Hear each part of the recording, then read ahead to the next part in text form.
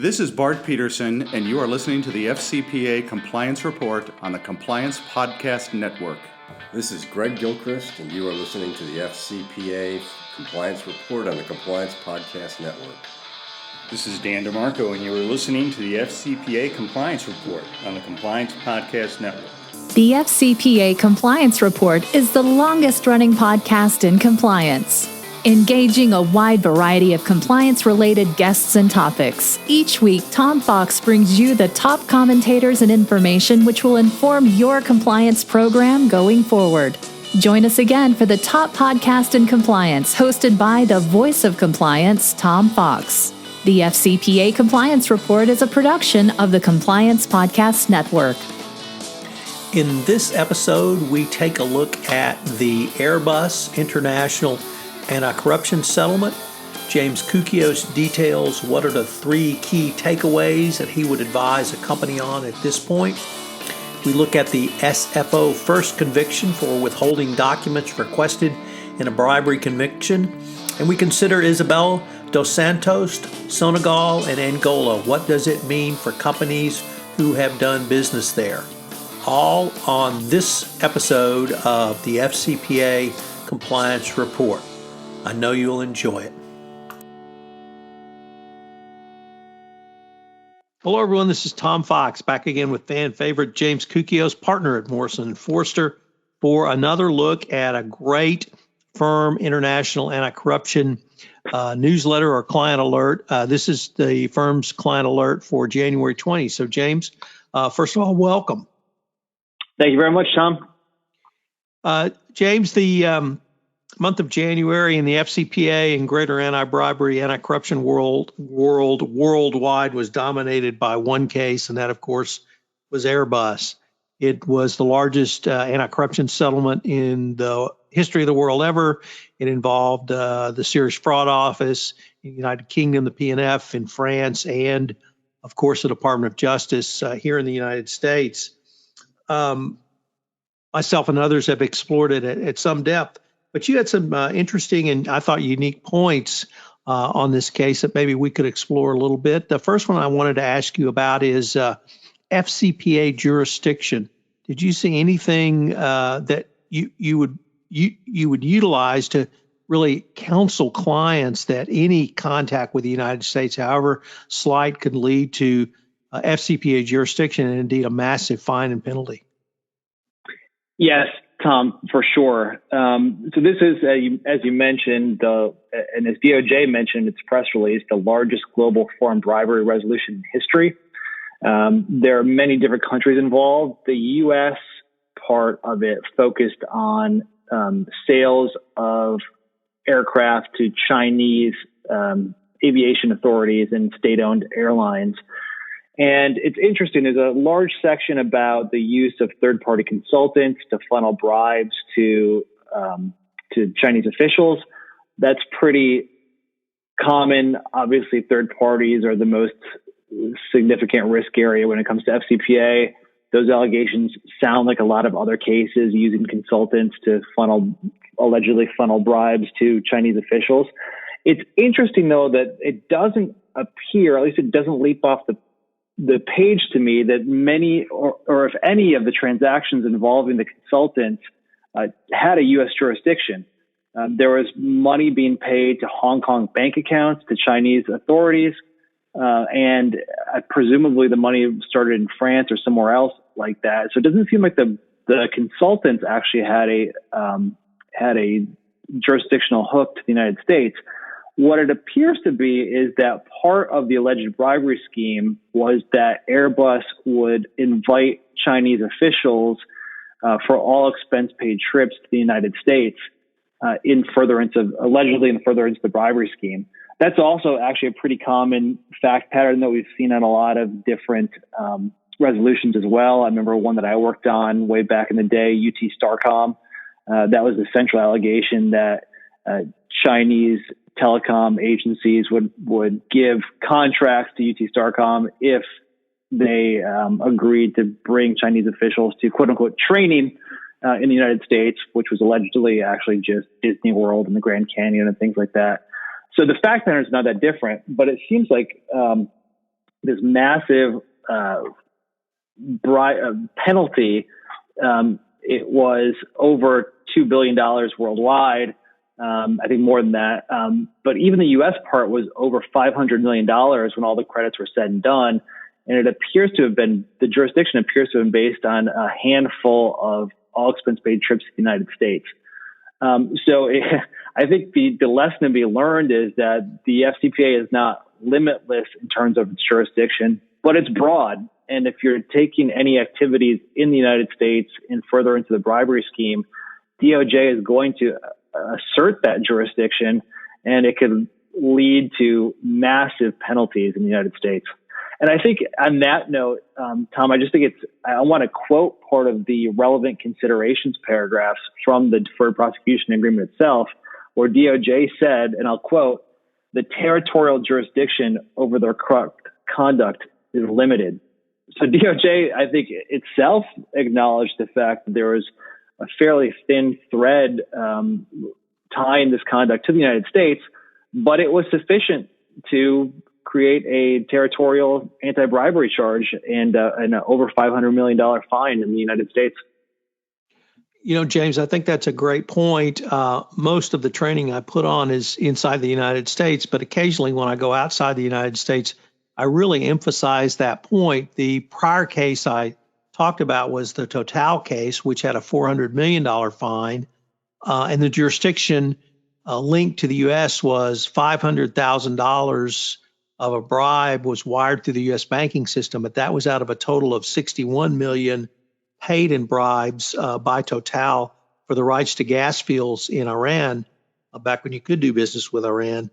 So that, you know, once jurisdiction attaches, it attaches for all purposes. And that's something that I think many foreign-based corporations really don't have a full appreciation of. That's right. I think that's a great point. So, James, I talked about a little bit about the international cooperation, and certainly we've seen cooperation between the United States and the Serious Fraud Office. I think you've talked several times about the cooperation you saw when you were with the department. But here we had a new player and a major come on board in a major way, the PNF in France. I'm not quite sure if that's equivalent to the Department of Justice, but at least it was the prosecutorial service in this case. What did you see, or what intrigued you around the cooperation between the Serious Fraud Office and the PNF on one hand, and then the United States wrapping it in with both? Well, it's a major development. I think we may have talked about this on an earlier podcast as well, that France seems to have entered into the foreign bribery enforcement game in a way that it never had before. If you look at the sort of top 10 biggest FCPA resolutions of all time, you'll see many of them, I think about half of them, involved French companies. And part of the reason for that was the French did not enforce their foreign bribery statute in a way that the U.S. agreed with. And so, talking about jurisdiction a moment ago, the U.S., if it had jurisdiction over a French company, would bring that case and often result in very large penalties as a result. France didn't like that, as you may imagine. Why? I think the idea was, why should French companies be paying money to the U.S. Treasury? If the U.S. is going to keep doing this, we need to get involved ourselves. And they've started to do that. So in many ways, the U.S. position in that regard was justified. France, we're going to make you get involved in this and enforce your laws, because we're going to keep bringing fines against your companies until you do. So France has recently passed a deferred prosecution agreement type law. It makes it easier to resolve these cases. That was one impediment in France. In fairness to them, that they weren't set up for efficient corporate resolutions like the United States is. So France is now a major player in this, and I think Airbus is just another example showing that France is going to be a major part of foreign anti-bribery enforcement going forward, especially where a French company is involved. I think it was very interesting as well. For many, many years, DOJ has talked about the fact that when there are multi-jurisdictional investigations, DOJ will often defer parts of the investigation to our law enforcement partners. If DOJ feels that they are pursuing them in good faith, that there's going to be meaningful sanctions and whatnot. And actually, in the body of this resolution, DOJ says that parts of the investigation were deferred to the SFO because the SFO's UK's interests were more implicated than the US. And it also says that obviously money will be credited against the fine for the penalties paid to the French and to the UK.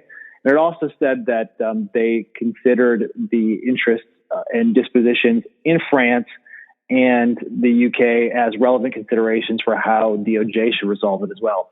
So I think a long way of saying, Tom, is France is now a major player in the scene. UK has been, as you mentioned, for quite a while.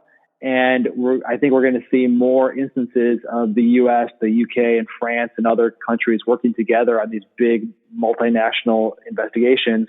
And if this is any indication, this is the largest foreign bribery resolution in history. It means it could be large dollar figures. Now, of course, this is aircraft, this is defense. So the products involved, services involved are necessarily going to be large numbers, which drives the guidelines. But it really does show what can happen when major economies get together to enforce foreign bribery. James, the French blocking statute seemed to be a part of this case. And I was wondering if that's something you ever had to deal with. And if you did, could you just spend a few minutes explaining to our audience what that is?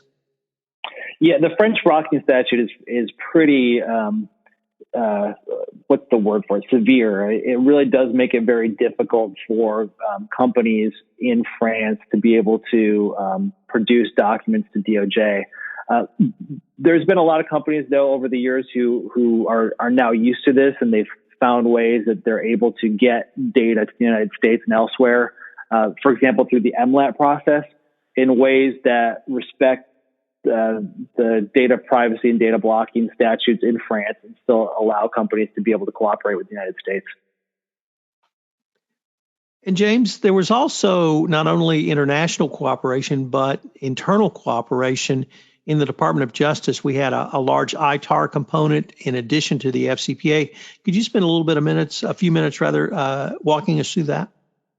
Sure. Yeah, that's a very interesting part of it. Obviously, we have here, and what we're talking about because of the focus of our show today, the FCPA part, but that's right. There's a large ITAR component to this resolution as well. And at the risk of oversimplification, the allegations here are that, for example, Airbus, even though it was assembling its aircraft outside of the United States, was getting parts from the United States, and those parts were subject to U.S. export control laws. And the allegations are that Airbus did not appropriately account for those export control laws when they were selling their aircraft. I think it's very interesting. It's not the first time that we've seen cooperation between the National Security Division and the Criminal Division at DOJ in these cases. Obviously, when you're a defense contractor, you're going to be not only at FCPA risk, but you're going to be at export control risk as well. So it's not unusual to see when the company is involved in the defense industry or potentially oil or gas or things like that, that they may have export issues as well as anti-bribery issues. And I think, again, this shows that, not only is there cooperation between countries, but there's cooperation within the department as well, between the National Security Division and the Criminal Division. Both are based in D.C. The front offices of both are at the RFK building. People get to know each other. They start to work on these cases together. And importantly, I think for companies, they're coordinating these things as well. So there's one coordinated resolution. There's one bad press day. There's one document. But it does show that the two divisions are working together. And that's a force multiplier for the department. They can share information. They can, in appropriate circumstances, they can, work together on these things and make a more significant resolution than either one might on itself. It's also interesting, the DC U.S. Attorney's Office was involved in this as well, and that's pretty commonplace when you have export type violations. Many of those are brought in the District of Columbia, And so, again, another internal DOJ partner here that's pretty common in these type of cases. James, our next couple of stories are around the Serious Fraud Office. The first one was the Serious Fraud Office won its first conviction for withholding documents requested in a bribery investigation, and probably, from a procedural point of view, is fairly fascinating. But does this really help the SFO and put the fist inside that velvet glove? I think it does. So this is it's kind of an interesting story because of who was involved. So just as a background, at the end of January, a trial concluded in the UK, and the UK judge found that I don't know how to say her name, Anna Makevich. I think I'll say that. Found her guilty of failing to fully comply with a document request by the Serious Fraud Office under Section 2 of the Criminal Justice Act in connection with the SFO's bribery investigation into Eurasian Natural Resources Company, which is a Kazakh mining company co-founded by Ms. Makevich's father. So she wasn't actually the target of the investigation. Her father was, and the SFO used these new powers, which sound to me, and this is not technical, but it sounds very much like a grand jury subpoena type of power, to try to get documents from her that might be helpful in the investigation of her father's company. So she apparently resisted that. And so the SFO went to court to try to enforce that criminally. And she was, in fact, the first person to be convicted for failing to comply with one of these Section 2 notices, which again sounds to me like a grand jury subpoena type of a compulsory document production process. So the fine was relatively light. It was £800, plus apparently in the UK, which I didn't know about, but it's always fascinating. You also have to pay the SFO's legal costs, which added another £181. So just under £1,000 in total for this. Now, I don't know how much, is £1,000 really going to make a dent? Is that really going to do anything? But the fact that the SFO was willing to go to court for this and actually had its rights vindicated, you can imagine that this could send a message for companies and other individuals that they need to cooperate in SFO investigations if they get a Section 2 notice.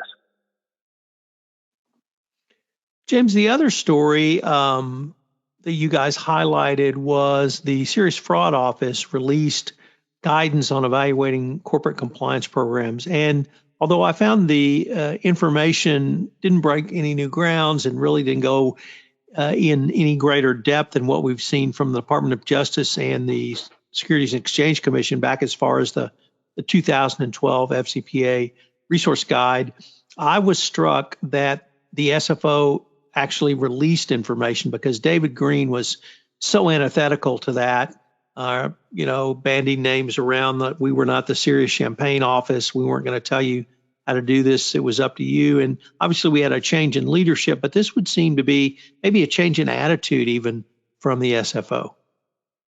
Yeah, it is interesting. I agree with you. It doesn't seem to break entirely new ground. For example, the guidance refers back to the 6 principles from the Ministry of Justice's guidance on the UK Bribery Act, which was actually published in March of 2011. So it kind of referred back to a document that was about almost 9 years old.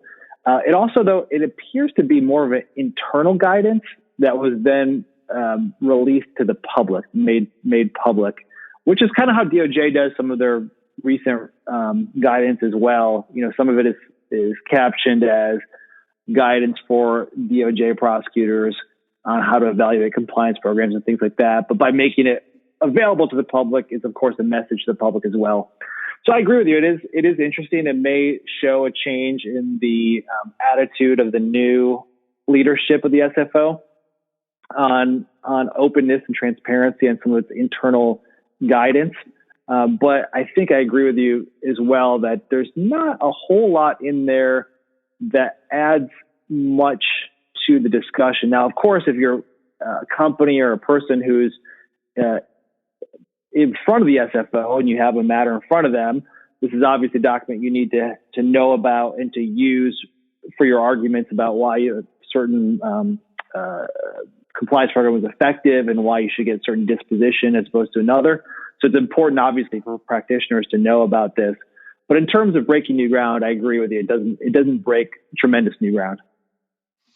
And James, on our last story, we've had a continuing series of stories about regime change, and indeed democratically elected regime change, leading to the new guys investigating the old guys. And we had that again in Angola.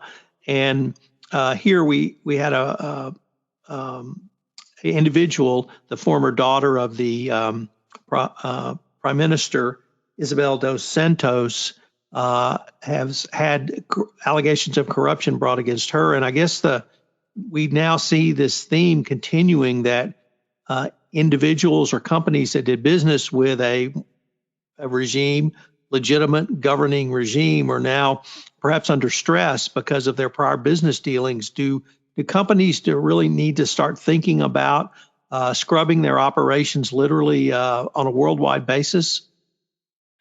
Yeah, I think if you are a company that did business with what's been identified as a Dos Santos business, it's probably a good idea to at least do a prophylactic look at your business activities. Obviously, it doesn't mean that you did anything wrong. Many legitimate business transactions took place here. But to the extent that you did do business with a Dos Santos company, it probably makes sense just to take a look and make sure that if any law enforcement agency comes knocking, you'll have a good response to it. And if it turns out that something was wrong, to try to get ahead of the curve. I mean, I think the other interesting thing here is, and just for context, Isabel dos Santos was the daughter of the country's former president, as you mentioned. She was also former chairwoman of Sonangol, which is Angola's national oil company, and it's been, over the years, the focus of many FCPA type allegations.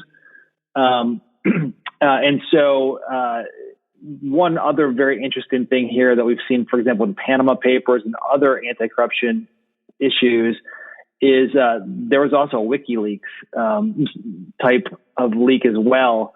The International Consortium of Investigative Journalists got access to apparently about 700,000 documents related to Ms. Dos Santos' business. They're calling it the Luanda leaks.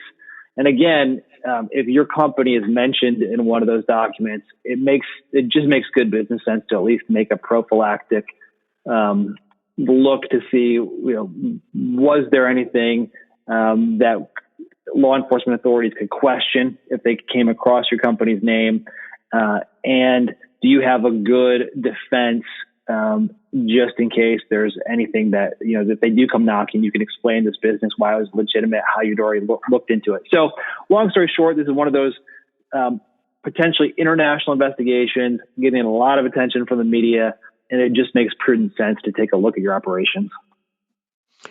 James, unfortunately, we are near the end of our time, but we're going to link to the firm's client alert in the show notes. I wanted to thank you again. I look forward to visiting with you about the firm's February anti-corruption client alert. Thank you. Thanks, Tom. Pleasure to be here. Hello, everyone. This is Tom Fox. I'd like to thank you for listening to this episode of the FCPA Compliance Report. If you have any questions, you can email me at tfox@tfoxlaw.com. The FCPA Compliance Report is a production of the Compliance Podcast Network and a proud member of C-Suite Radio. I hope you'll join me again next week where we take up another topic on the FCPA Compliance Report. If you haven't done so, please check out my latest podcast, Compliance and Coronavirus, where I bring clarity and sanity to the compliance practitioner during this health crisis. Thanks.